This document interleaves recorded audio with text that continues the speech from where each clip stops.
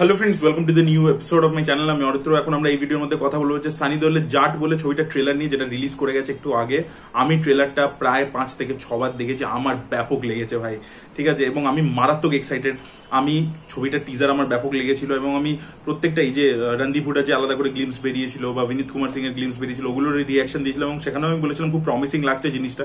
এবং গোপীচাঁদ মালিনীর কাজ যেহেতু আমি আগে দেখেছি, তো আমার এক্সাইটমেন্ট ছিল, বাট একটা দিকে টেনশনও ছিল যে এখন এত বড় বড় মাস মুভিজ হচ্ছে, সেখানে এত খরচা করা হচ্ছে, পুরো নতুন ওয়ার্ল্ড বিল্ডিং দেখাচ্ছে, সেখানে কতটা স্ট্যান্ড আউট করতে পারবে জাট, তো সেটা নিয়ে একটা চিন্তাও ছিল। আর আজকে যখন ট্রেলারটা দেখলাম, ভাই সানি দেওল কিন্তু পারে। পুরো মনে হচ্ছে 90s এর যারা ছবি দেখে বড় হয়েছে, জিদ্দি, ঘায়েল, ঘাতক, ওই ছবিগুলো, তাদের ভাই মানে নস্টালজিয়া রিলিভ হয়ে যাবে।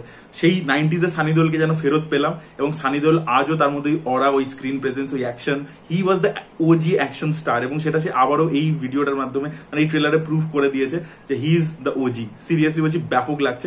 এবং সানি দেওলকে যদি আপনি সাইডে সরিয়েও রাখেন, যারা 90s এর, তো সবাই নয়, আজকের দিনেরও অডিয়েন্স রয়েছে, তারাও যদি এটাকে ট্রেলারটা দেখে তাদের কিন্তু ভালো লাগবে, because the trailer has a proper graph. ট্রেলারটা কিন্তু জাস্ট একটা ট্রেলার নয় যে র্যান্ডম কিছু অ্যাকশন সিনসকে বসিয়ে দিয়ে এবং জাস্ট সানি দেওলকে সেলিব্রেট করে আছে, সেটা কিন্তু নয়। এটার মধ্যে কিন্তু আরো প্রচুর এলিমেন্টস আছে, যে কারণে এটা স্পেশাল হচ্ছে। সব থেকে প্রথমে আপনারা যদি দেখেন, প্রথমে যে জিওগ্রাফিটা, যেখানে গল্পটা হতে চলেছে, সেটাকে এস্টাবলিশ করা হয়েছে। আমরা দেখতে পাচ্ছি একটা লোক লাঙল চাষ করছে, এবার দিয়ে লাঙলটা গিয়ে লাগলো একজনের হাতে। আমরা দেখতে পাচ্ছি মাটির মধ্যে একটা ডেড বডি। তারপর আমরা দেখতে পাচ্ছি প্রচুর ডেড বডি। আমি খের পুলিশ অফিসার গ্রামে এসছে, সবাইকে জিজ্ঞেস করছে, ইনভেস্টিগেট করছে।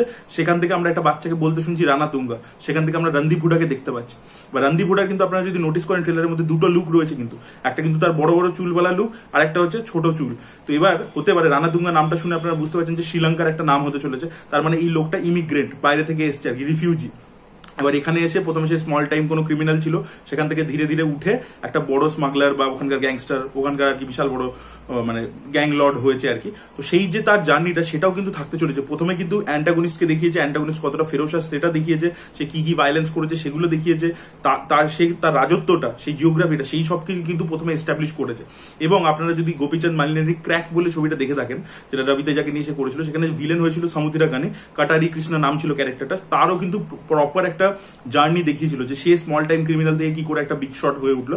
সেম ভাবে কিন্তু এখানে রণদীপ হুডাকে যে নিয়েছে, রণদীপ হুডা, বিনীত কুমার সিং এবং সানি দেওল, তিনজনকে নিয়ে ওরা প্রমোশন করছে মূলত। এবং তিনজনেরই কিন্তু প্রপার স্পেস থাকবে বলে আমার মনে হয়। সানি দেওল তো ডেফিনেটলি হিরো, তার স্পেস থাকবে, but Randeep Hooda as a অ্যান্টাগনিস্টও কিন্তু স্পেস পাচ্ছে। জাস্ট একটা টিপিক্যাল তেলুগু ভিলেন সে হবে না। এবং তার দুটো লুকই দারুণ লাগছে, এবং তাকে যে ভায়োলেন্স করতে আমরা দেখতে পাচ্ছি, তার জায়গাটা ব্যাপক লাগছে, ঠিক আছে। তো প্রথমে এই এস্টাবলিশমেন্ট, জিওগ্রাফি, আর এটা আমরা দেখতে পেলাম। তার সাথে আরো একটা আমার জিনিস যেটা খুব ভালো লেগেছে, যে ধীরে ধীরে এই চেঞ্জটা আসছে। একটা টাইমে আমরা তেলুগু সিনেমাতে দেখতাম যে মাসালা ছবি যেগুলো তেলুগু বানাতো, সেখানে ফিমেলদের পোর্ট্রেয়াল খুবই খারাপ হতো, বাট এখন আমরা দেখতে পাচ্ছি সেটা কিন্তু ধীরে ধীরে চেঞ্জ হচ্ছে। কিন্তু আমরা বালাকৃষ্ণের ছবিতেও সেই জিনিস দেখতে পাচ্ছি, আমরা কিন্তু এই ছবিটাতেও সেটা দেখতে পাচ্ছি। এখানে কিন্তু মহিলাদের একটা অ্যাকশন সিকোয়েন্স থাকতে চলেছে এবং মহিলারা কিন্তু স্ট্রং ক্যারেক্টার্স প্লে করছে। এখানে আমি খের একজন পুলিশ অফিসারের চরিত্র প্লে করছে। হয়তো স্ক্রিন টাইম অত বেশি থাকবে না, কিন্তু তাকে আমরা অ্যাকশন করতে দেখতে পাবো। এটার আপডেট ছিল যে মহিলাদের একটা সেপারেট অ্যাকশন সিকোয়েন্স থাকতে চলেছে। রামিয়া কৃষ্ণাকে আমরা এখানে দেখতে পাচ্ছি, সেও একটা স্ট্রং চরিত্র করবে, অ্যাটলিস্ট ট্রেলারদের তাই মনে হচ্ছে। আর এছাড়া রেজিনা ক্যাসান্ড্রা রয়েছে। তো আমার মনে হচ্ছে যে ফিমেলদের কিন্তু ইম্পর্টেন্ট ক্যারেক্টার থাকবে, হয়তো স্ক্রিন টাইম বেশি না হলেও গুরুত্বপূর্ণ ভূমিকা থাকবে, এবং কিছু তাদের একটা এজেন্সি থাকবে, এরকম নয় যে জাস্ট অবজেক্ট হিসেবে থাকবে। তো সেই জিনিসটাও কিন্তু আমার ভালো লেগেছে। এবার যখন প্রথমে জিওগ্রাফি ইত্যাদি সবকিছু এস্টাবলিশ করা হয়ে যাচ্ছে, তারপরে সানি দেওলের এন্ট্রি হচ্ছে। বাট এন্ট্রির জায়গাটা আপনার যদি নোটিস করেন, একটা ধাবার মধ্যে অ্যাকশন হচ্ছে, ঠিক আছে।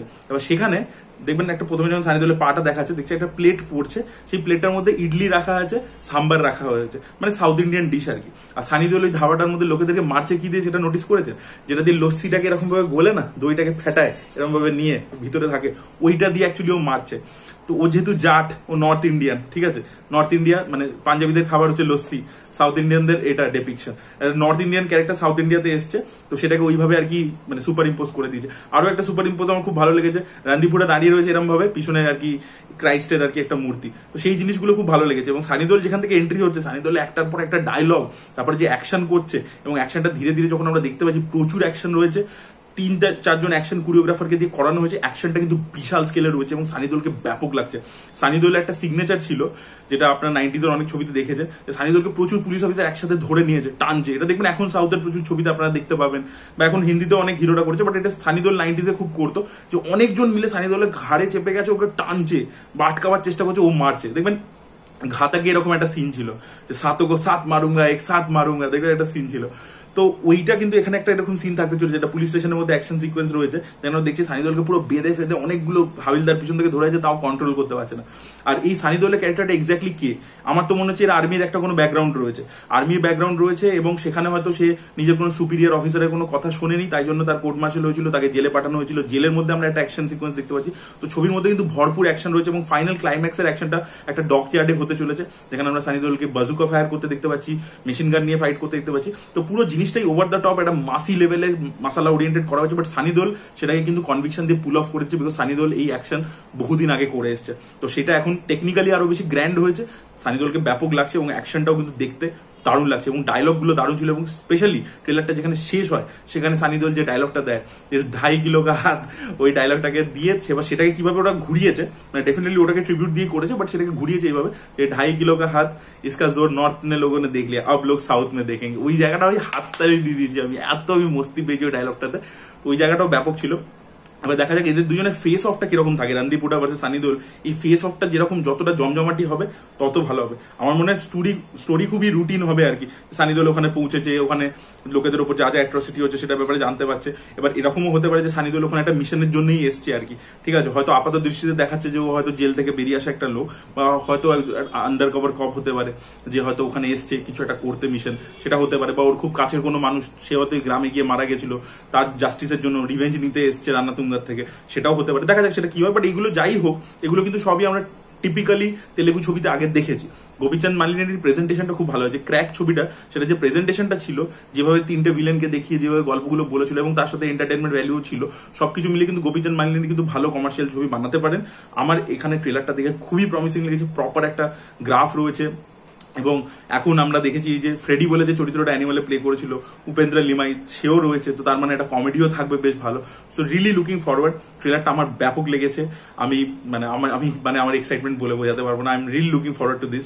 আমার মনে হয় তেহেলকা লাগাতে চলেছে, যার যদি প্রপার আর একটু প্রমোশন হয়, ডিস্ট্রিবিউশন আমার মনে হয় ভালো হবে।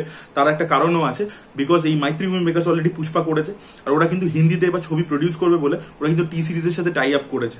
আপনারা যদি দেখে থাকে, ওরা কিন্তু নর্থ ইন্ডিয়াতে প্রজেক্ট করবার নিয়ে খুব সিরিয়াস। তো জাট ওদের প্রথম ফিল্ম হতে চলেছে, ওরা কিন্তু পুরো প্রেশার লাগাবে। আমার যেটা মনে হচ্ছে, যেহেতু টি সিরিজের একটা হেল্প রয়েছে, ওখানে আর কি যদি এই ট্রেলার ইত্যাদি টিজার ইত্যাদি সবকিছু আসে, সেখান থেকে আরো একটা পাবলিসিটি পাবে, প্লাস প্রপার একটা যদি রিলিজ তারা করতে পারে, আমার মনে হয় অনিল থাডা নিয়ে এটা ডিস্ট্রিবিউশন করবে। তো সবকিছু মিলিয়ে রিলি লুকিং ফরওয়ার্ড। এই ছবিটা কিন্তু বক্স অফিস ধামাল করতে পারে, সিঙ্গেল স্ক্রিন উড়িয়ে দিতে পারে। সানি দেওল এখন ওই ক্ষমতা আছে। আপনাদের কেমন লেগেছে জাটের ট্রেলার অবশ্যই কমেন্টে জানাবেন। এই ভিডিওটা ভালো লেগে থাকলে লাইক করুন, শেয়ার করুন, চ্যানেলকে সাবস্ক্রাইব করতে ভুলবেন না। Thank you so much, bye by.